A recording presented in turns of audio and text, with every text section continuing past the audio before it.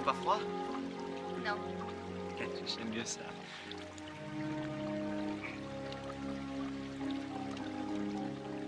Loïs, j'ai bien réfléchi. Moi aussi. À quel sujet? Non, vous d'abord. Bien. Il m'arrive de croire que je suis immortel. Et je finis par croire que les personnes autour de moi le sont aussi. Et je dois vous avouer qu'il me faut presque une seconde pour réaliser que j'ai tort de le croire. J'espère que vous me suivez. Ce que j'essaie de vous dire, Loïs, c'est que j'ai failli vous perdre. Et vraiment, j'ai honte de moi. Honte de vous? Pourquoi? Eh bien, je n'ai pas cessé de vous repousser alors que je venais juste de vous promettre que je ne le referai pas. Vous avez failli mourir sans savoir la vérité. Et j'en aurais été inconsolable jusqu'à la fin de ma vie. Parce que je vous aime.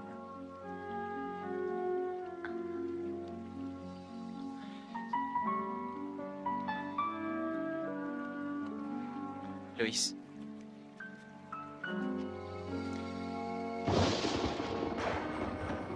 Oh, c'est pas vrai! Fichez-moi la paix! Vous voulez qu'on parte? Même si la terre devait s'ouvrir sous mes pieds, je ne bougerai plus avant de vous l'avoir dit.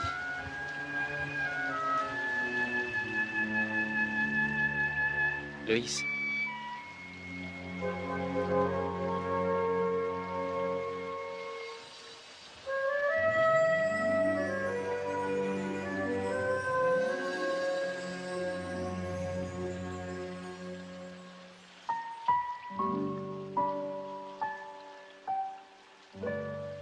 Voulez-vous m'épouser?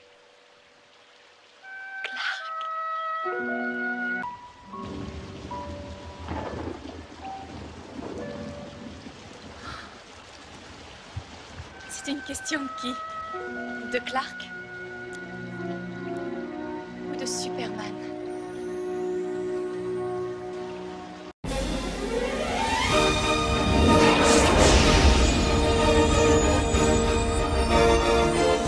Donc pour rentrer dans la partie spoiler, donc à partir de maintenant j'estime que la série vous l'avez vue, ou que si vous ne l'avez pas vue, vous vous fichez d'être spoilé. Je vous propose d'aborder les 4 saisons dans l'ordre, très rapidement. Qu'est-ce qui fait que les saisons sont bien ou pas bien?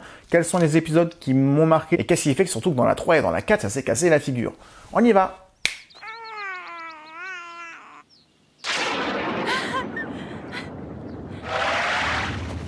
Alors la saison 1, elle repose sur un rythme bien pépère.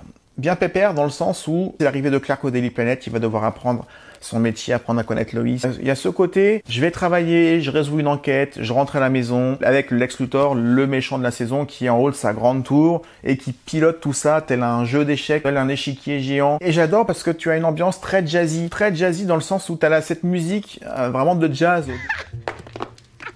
Oh, that'll be the day.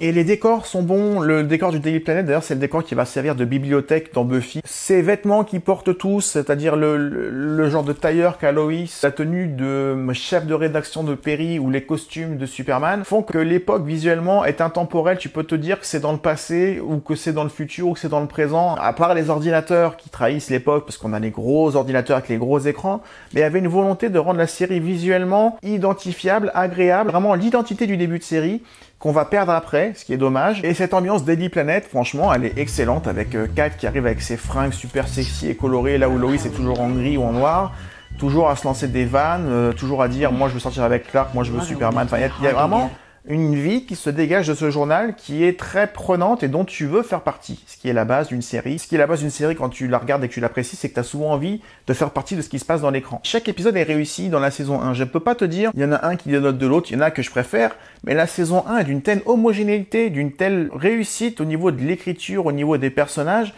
que vraiment, Il y en a 22 dans la saison 1, les 22 sont bons. Alors évidemment, je retiens l'épisode du parfum, forcément. L'histoire qui raconte un parfum chimiquement modifié qui fait que tous ceux qui le respirent deviennent amoureux fous les uns des autres, ce qui leur fait faire des choses déraisonnées, voire dangereuses, mais aussi drôles. Quand Lois essaie de draguer Clark, justement, parce que là, elle est sous l'emprise du parfum. Mais Clark, étant Superman, il n'est pas sensible à ce parfum. Perry va draguer la femme de ménage, Dee va se mettre en danger pour draguer une mannequin, quitte à se faire presque tuer. Et Lois, ça va vraiment faire la danse des 7 voiles devant Clark. C'est vraiment un épisode où on change les personnalités. Ce que fera un peu Buffy plus tard. Mais dans Lois et Clark, tu pouvais déjà le faire grâce au bad guy d'un épisode qui faisait une invention qui t'altérait la personnalité. Et Superman, c'est une des premières séries où, à l'époque, quand j'avais 9 ans, je pouvais voir des personnages changer de personnalité le temps d'un épisode parce que tu respires un parfum ou parce qu'il se passe autre chose qui fait que tu deviens pas vraiment toi-même. L'épisode Une pierre de ma planète qui se passe à Smallville. Pour le cadre d'une enquête, Clark et Lois doivent aller à Smallville. Smallville, la ville de naissance, là où Clark a grandi. Et Lois va devoir apprendre à aller à la campagne avec un énorme préjugé de femme de grande ville qui va finalement passer du bon ton là-bas, connaître les parents de Clark, être hébergé par eux. Il y a cette danse dans la fête foraine où ils dansent country tous les deux qui est vraiment super. En plus, à ce moment-là, Clark a perdu ses pouvoirs à cause de la kryptonite qu'il découvre pour la première fois. Donc, il est plus humain que d'habitude et on sent vraiment que le premier pas dans la relation Lois-Clark commence vraiment là parce qu'ils sont vraiment amis et pas que des collaborateurs à ce moment-là. L'épisode Chaleur sur la ville est assez émouvant parce que dans celui-là, si vous vous rappelez bien, il y a Lex Luthor qui augmente toutes les centrales électriques de la ville pour qu'ils produisent plus de chaleur pour faire croire que Superman, depuis qu'il est arrivé, attire les rayons du soleil sur la ville. Superman, ne s'en doutant pas, il va proposer de partir, de quitter la ville, ce qui oblige Clark à démissionner. D'ailleurs, c'est complètement con quand tu te dis qu'elle ne fait pas le lien. Mais du coup, Clark démissionne et dit au revoir à Lois dans une scène vraiment touchante.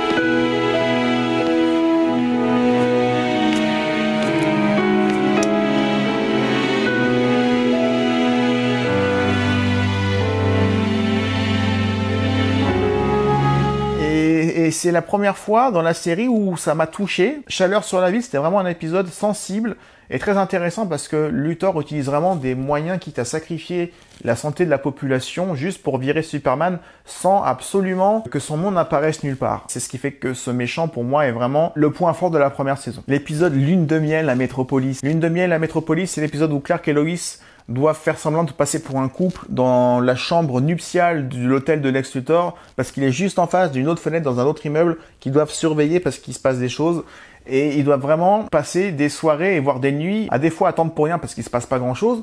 Du coup, tu les vois jouer aux cartes, tu les vois se détendre un peu, tu les vois parler un peu de leur vie privée. Et c'est très drôle parce qu'à un moment, il y a cette fameuse scène où Clark jette Lois sur le lit et l'embrasse pour faire croire à la femme de chambre qu'ils sont vraiment en couple parce qu'il fallait pas que leur identité de journaliste soit révélée.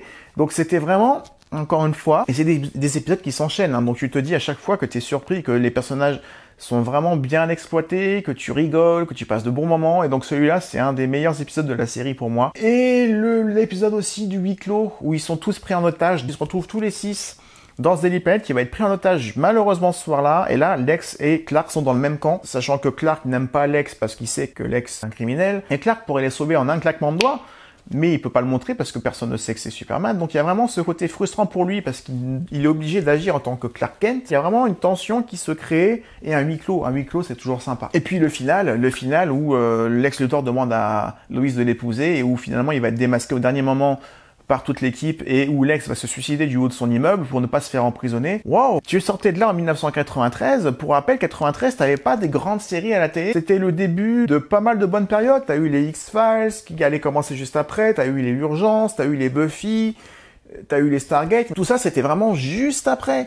Et là, en 93, t'avais pas énormément de choix. T'avais vraiment des vieilles séries comme MacGyver, comme Madame et Sarvy qu'on te recyclait. Et encore, c'était des petits épisodes de 20 minutes qui passaient plutôt à midi. Mais le soir, t'avais Lois et Clark, ou t'avais le Dr. Quinn qui se relayait. Et c'était vraiment deux bonnes séries à l'époque. Parce que d'une certaine manière, c'était deux séries qui parlaient à tout le monde parce qu'elles étaient toutes les deux féministes.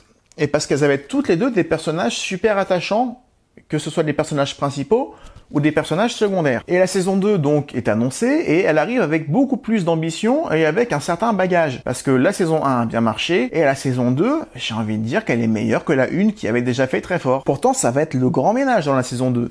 Changement de Jimmy Olsen, je l'ai dit au début. Le personnage de Cat Grant disparaît complètement, déjà qu'on ne l'avait pas vu dans le final de la 1, mais là je sais pas où elle est passée, on ne le dit même pas. Plus de Lex Luthor parce qu'il est décédé, même si on apprend que son corps est maintenu plus ou moins en vie par une machine et qu'on espère un éventuel retour. Le personnage de Jack aussi, le petit jeune assistant qui a été engagé par Clark parce que du coup il voulait lui rendre un service, lui aussi il va pas revenir. Donc ça fait quand même pas mal d'absents. Pour commencer, on s'est vraiment resserré sur les parents de Clark, Perry, un nouveau Jimmy et Lois et Clark. Les autres ne sont plus là.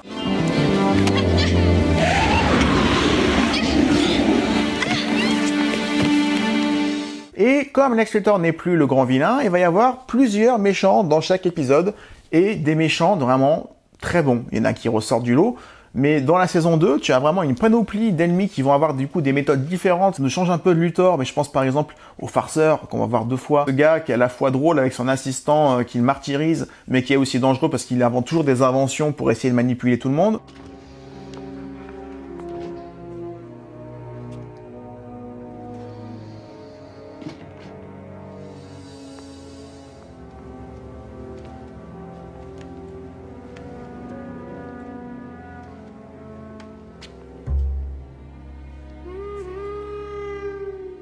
T'as Tempus qui vient du futur avec H.G. Wells. Ça peut paraître con d'ailleurs, cette histoire de voyage dans le temps, mais c'est tellement bien fait que ça passe très bien, contrairement à d'autres épisodes qui arriveront plus tard.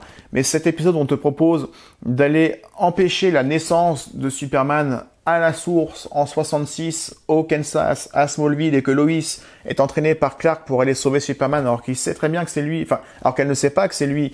Et donc ce retour dans le Smallville des années 60, Clark qui découvre ses parents jeunes, et Lois va du coup se faire révéler par Tempus que Clark est Superman dans une scène culte. Look, I'm Clark Kent. No, I'm Superman. Hello, Clark Kent is Superman. Et la série se permet d'aller un peu plus loin. Il y a ce voyage dans le temps, mais il y a aussi la résurrection d'Al Capone, de Bonnie and Clyde, de par des prélèvements d'ADN, ça se fait pas comme ça. Mais du coup, il y a quelqu'un qui veut ramener des morts à la vie. Du coup, les gangsters des années 30 vont vouloir casser le Metropolis de 1990. Alors bien que les choses aient changé depuis. C'est un très bon épisode aussi, où Clark se fait tuer. Were you a big brother?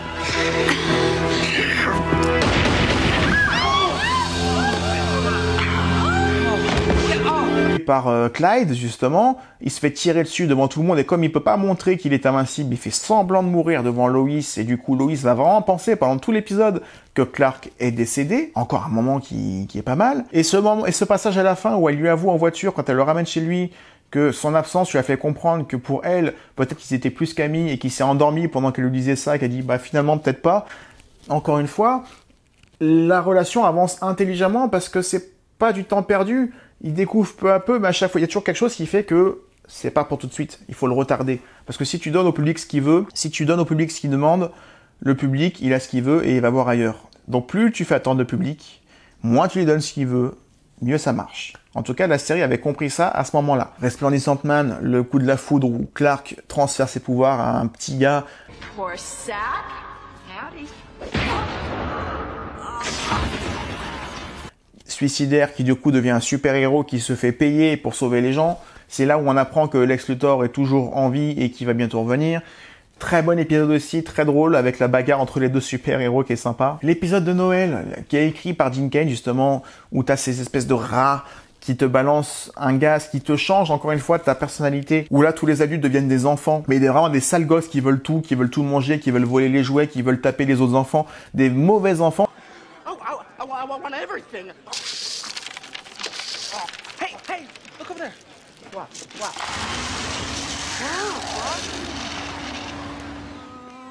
Well, Lois is in trouble. Lois is in trouble. well, I have all the rights and you don't have any. I could get those if I wanted. Et les épisodes de cette qualité s'enchaînent dans la saison 2. La saison 2, c'est aussi la saison des chassés-croisés amoureux. Outre le fait que Lois aime Superman, que Clark aime Lois, il va y avoir deux personnages qui vont se greffer à ça. Mason Drake, la procureure de la ville, qui est amoureuse de Clark mais qui n'aime pas Superman de par son côté au-dessus des lois. Hi. Hi.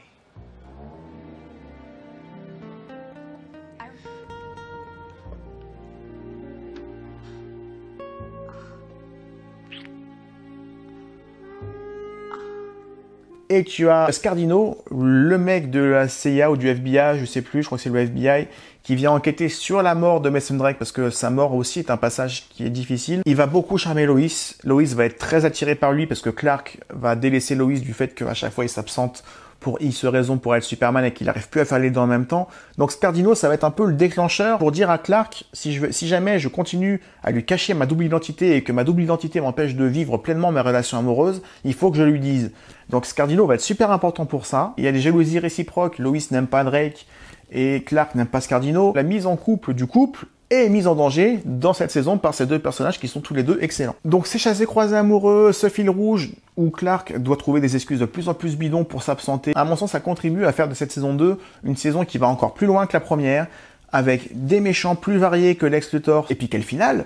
Le final où tu apprends que Clark va finalement dire à Lois qu'il est Superman. Il l'emmène près de cette fontaine pour lui dire « Lois, écoutez-moi, j'ai quelque chose à vous dire. » On a envie qu'il lui dise « Je suis Superman, je suis Superman. » D'ailleurs, il s'est entraîné tout l'épisode à lui dire. Et au moment où on pense qu'il va le dire, il la demande en mariage. Et elle commence à lui répondre et on n'a pas la réponse. Et fin de saison. C'est la fin de saison la plus frustrante que j'ai jamais vue, à l'époque en tout cas, et encore ça se discute aujourd'hui. Mais on était tous fous de savoir ce qu'elle allait lui dire. Et il fallait attendre 1 an. Il fallait attendre 1 an pour savoir ça à l'époque. Je pense qu'on a atteint le sommet de la série à ce moment-là. Et comme je vous l'ai dit, à partir de la saison 3, on a le... Mais pourquoi ? C'est bien beau de le dire, mais qu'est-ce qui s'est passé concrètement dans cette saison 3 ?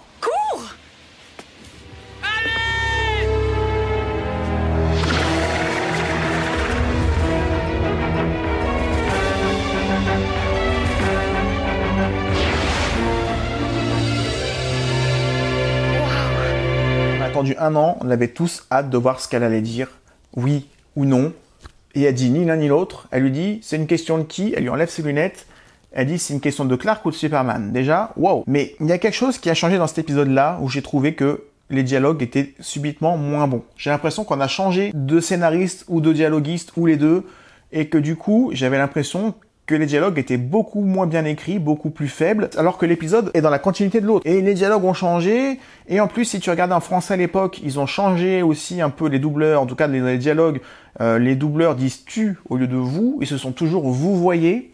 Alors c'est con, parce qu'en anglais, il n'y a pas de vouvoiement, c'est du tutoiement direct. Mais quand en français, tu vois des dialogues bizarres, et qu'en plus, ils se disent « tu » au lieu de « vous », tu te dis, mais c'est plus la même série ou c'est pas la même Lois, qu'est-ce qui se passe? Et après, ça doit être à l'épisode 3, Lois change de coiffure. Elle passe de sa coupe au carré, avec cet effet quand elle tourne la tête, où ses cheveux la suivent tout le temps, à une coupe où elle est pas bien du tout, je la trouve moche comme ça. Donc le fait qu'il se tutoie, le fait qu'elle change de coupe, le fait que les dialogues soient pas bons, j'avais l'impression que c'était plus ma série. Et en plus, la saison 3, les méchants de chaque épisode sont tous débiles. Tous plus débiles les uns que les autres. Tu passes d'un mec, Spencer, qui est dans son espèce de caisson à roulette, où en fait on voit que sa tête qui dépasse, et il veut un corps, il veut le corps de Superman, donc voilà, mais on se demande qu'est-ce que c'est que ça. Derrière, t'as le mec qui joue avec ses jouets, là, ses G.I. Joe, comme un gamin. Après, t'as l'Arche de Noé, le mec qui veut reconstituer l'Arche de Noé, qui fait semblant de téléphoner à Dieu avec son vieux téléphone rouge, ou blanc, je sais plus. Et ces épisodes-là, ils s'enchaînent. T'as pas la même Lois, t'as pas le même Clark, t'as pas les mêmes dialogues, t'as des méchants débiles. Elle sait que c'est lui, donc t'as plus ce côté drôle où il doit s'absenter. Là, au contraire, elle doit couvrir le fait qu'il parte. À la limite, c'est marrant, 2-3 épisodes où Clark est parti pour mettre de l'argent dans le parc mètre. Maintenant, elle est dans le coup, donc elle est obligée de le couvrir. Mais mis à part ça, les méchants sont nazes, les dialogues sont nazes. Il reste toujours des personnages sympas avec Jimmy et Perry, mais ça suffit plus à maintenir l'intérêt, et le niveau des épisodes est très très très bas. T'as le mec, l'espèce de druide qui veut retrouver ses diamants pour essayer de devenir un super druide qui balance des rayons verts avec ses yeux, le masque des anciens, l'épisode. Et une fois qu'il trouve son super masque magique, là, il tient 2 secondes contre Superman, donc super. Encore une fois, un truc complètement débile. C'est une succession d'épisodes nuls, avec des méchants nuls, et ce qui faisait que la saison 2 fonctionnait bien, c'est que t'avais des super méchants, Tempus, le farceur, ou d'autres dont je me souviens plus, mais qui étaient très bons. Après, t'as ce couple de débiles millionnaires qui veulent collectionner Superman dans leur cave et le mettre dans une cage. Franchement, on arrive à l'épisode 6, et je me rappelle très bien qu'on se regardait dans ma famille, parce que c'est une série familiale qu'on regardait tous le mardi soir sur M6. On se posait la question, mais qu'est-ce qui se passe? Quand est-ce que ça commence? Et ça commence. Là, le milieu de la saison, on va dire le deuxième tiers, est pas mal, parce que tu as l'épisode Ultra Woman qui arrive, où Lois a les pouvoirs de Clark, et Clark n'a plus rien.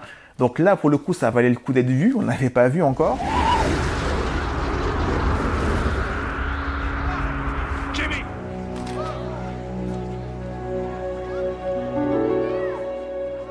Et je me rappelle que l'épisode d'après, c'était Superman Papa.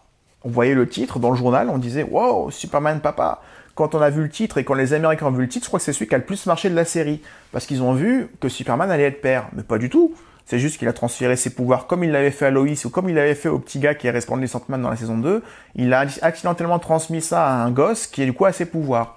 Mais l'intérêt de cet épisode, il est super limité. T'as un très bon épisode aussi avec le père de Jimmy qu'on découvre comme agent secret. Et là, tu vois du coup que la relation Jimmy et Perry se frite un peu parce que Perry a toujours été un père de substitution pour Jimmy qui ne voyait jamais son père. Et le fait que son père est là, il y a toujours une méfiance entre le père et le fils. Et le père de substitution et le père réel.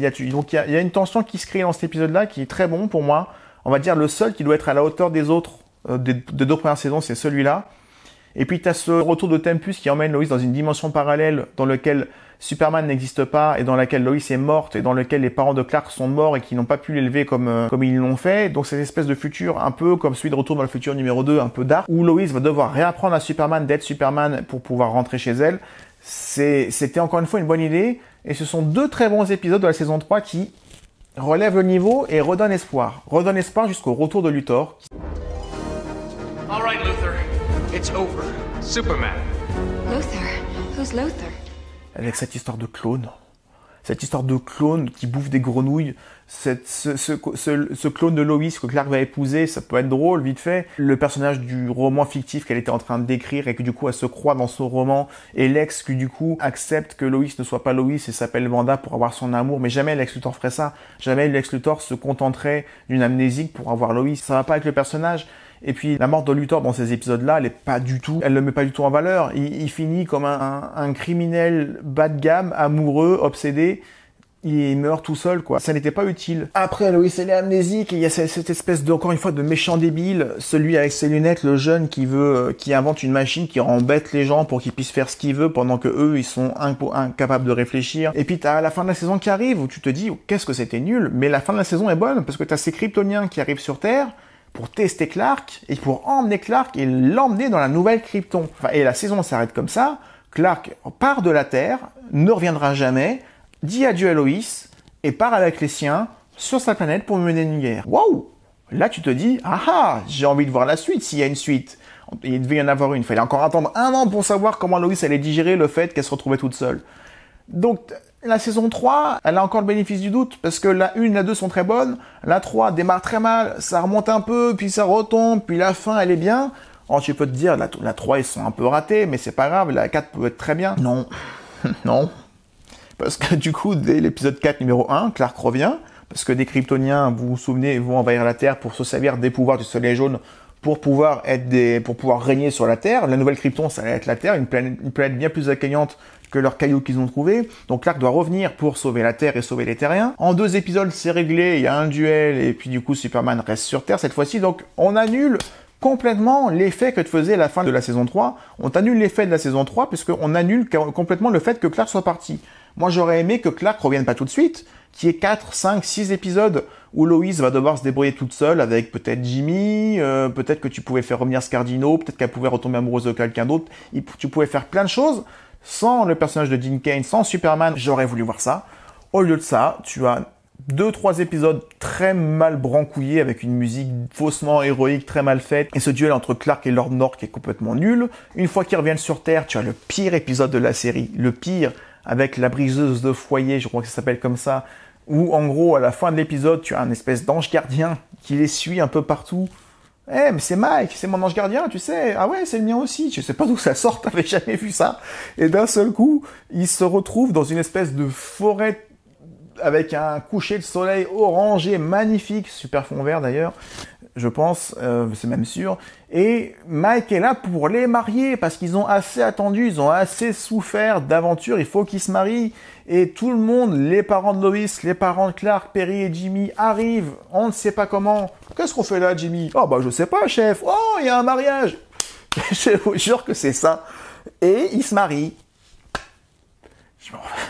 Je crois que le public est parti à partir de là. À mon avis, vu comment l'audience de la série a chuté de 75%, je crois, dans la saison 4, je pense que c'est à cause de ça.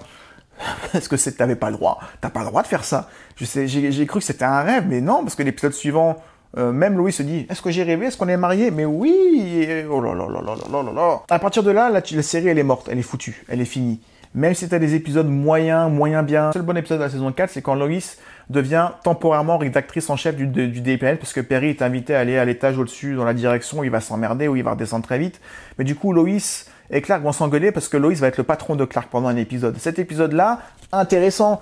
Voyons voir ce qui se passe si Lois est le patron. C'est un peu plus dans ce que vous voyez dans la saison 1, dans la saison 2. Relation entre les personnages et pas un méchant débile. Et un épisode encore une fois avec le Tempus qui revient pour être président des États-Unis et qui utilise une espèce de machine qui te permet de contrôler les gens et de les faire voter pour toi.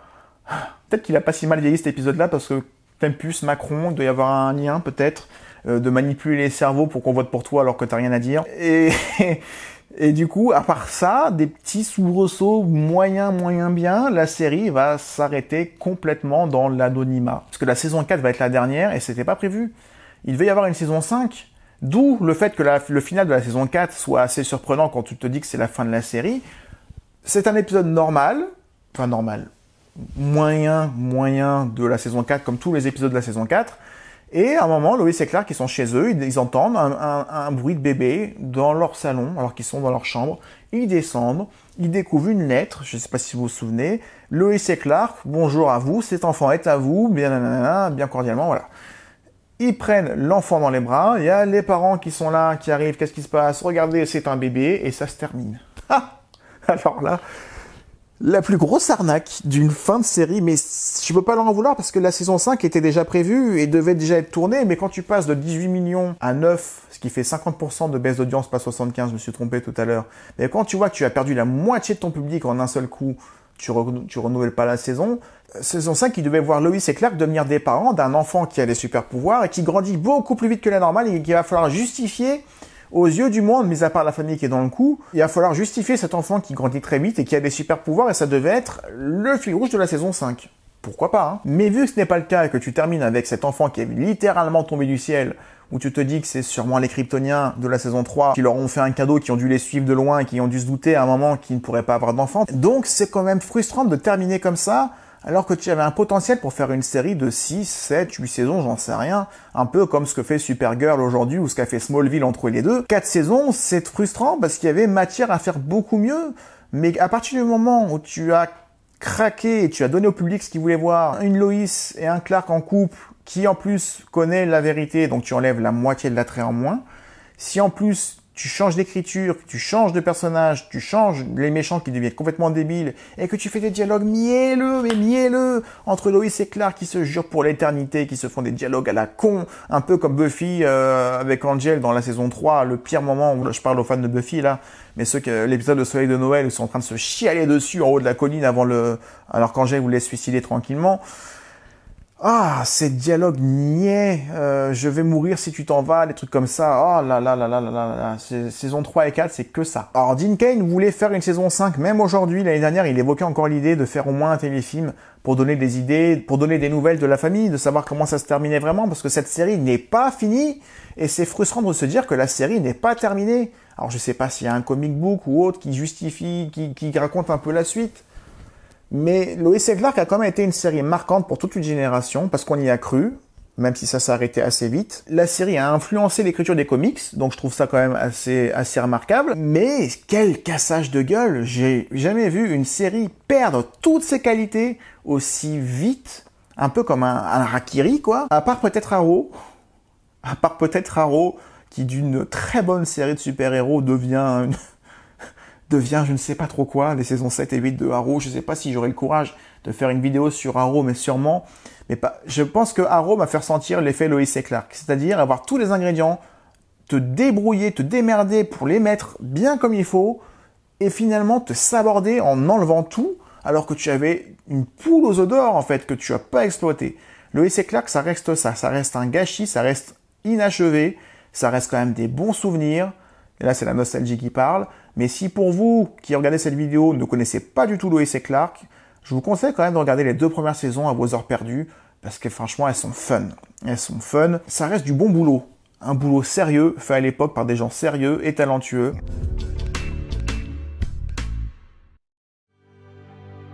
I felt like I was really lucky to be involved in this, and you know, people really loved the characters. To me, it was always just Lois and Clark, just these two people struggling to work and figure out their relationship and how to have a life. I think I'm most proud of the fact that I took a fable that everybody was familiar with and people loved and was able to sort of put my own spin on it. I look back on Lois and Clark with a smile on my face. It's just so wonderful to have done that, and I'm very proud of the show. It's a great story. It's a magical story. And I think as time goes on, there's always new people and new technology and new special effects that want to bring their new kind of angle on that same classic conflict. I don't think it will ever go away.